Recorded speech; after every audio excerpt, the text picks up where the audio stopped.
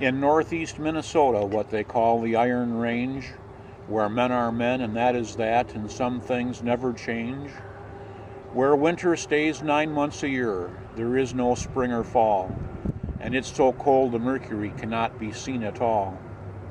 Where you and I, we normal folks, would shiver, shake, and chatter, and if we used an outhouse, we'd grow an extra bladder. But even when it's coldest, when our feet would have no feeling, those Iron Rangers get dressed up and go out snowmobiling. Out across the frozen land and make a couple stops at Gino's Lounge and Rudy's Bar for whiskey, beer, and schnapps. Then they get into a shack that's filled with boiling rocks, that's hot enough to sterilize an Iron Ranger's socks. They sit there till they steam out every sin and every foible. Then they jump into a frozen lake and claim that it's enjoyable. But there was one, a shy young man, and although he was Finnish, the joys of winter had for him long started to diminish. He was a Finn, the only Finn, who would not take a sauna. It isn't that I can't, he said, I simply do not wanna. And so he stayed close by his stove for 9 months of the year, because he was so sensitive to change of temperature.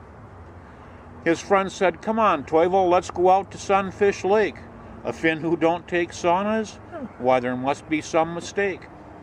But Toivo said, there's no mistake. I know that I would freeze in water colder than myself, 98.6 degrees.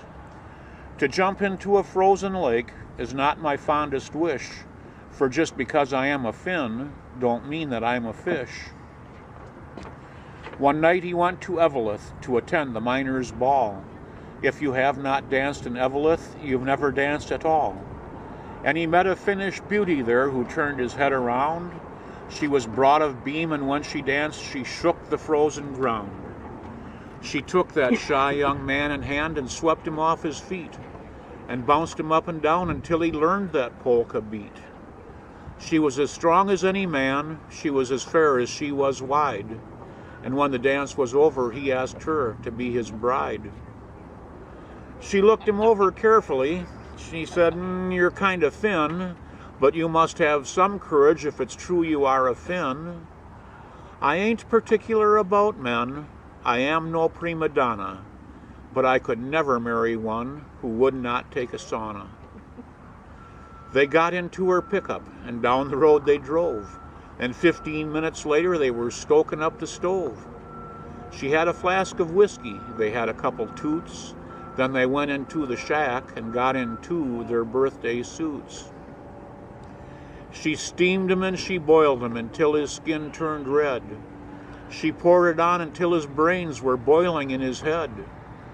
To improve his circulation and to soften up his hide, she got a couple birch boughs and she beat him till he cried, oh, couldn't you just love me now? Oh, don't you think you can? She said, it's time to go outside and show you are a man. Straightway, because he loved her so, he thought his heart would break. He jumped right up and out the door and ran down to the lake.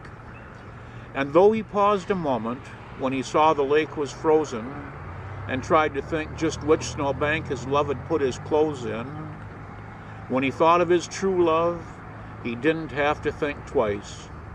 He just picked up his frozen feet and raced across the ice, and coming to a hole they had cut there with an axe, putting common sense aside, ignoring all the facts, he leaped. Oh, what a leap. And as he dove below the surface, it thrilled him to his very soul and also made him nervous. And it wasn't just the tingling cold he felt in every limb. He cried, my love, I'm lost. I forgot I cannot swim. She fished him out and stood him up and gave him an embrace that warmed his very heart and made the blood rush to his face. I love you, darling dear, she cried. I love you with all my might. And he drove her to Bawabik and he married her that night. And they live happily to this day, although they sometimes quarrel. And there the story ends, I guess, except for this, the moral. Love, my friends, is not a banquet. Marriage is no free lunch. You cannot dabble round the edge, but each must take the plunge. Though marriage, like that frozen lake, may sometimes make us colder, it has its pleasures too, as you may find out when you're older. The end.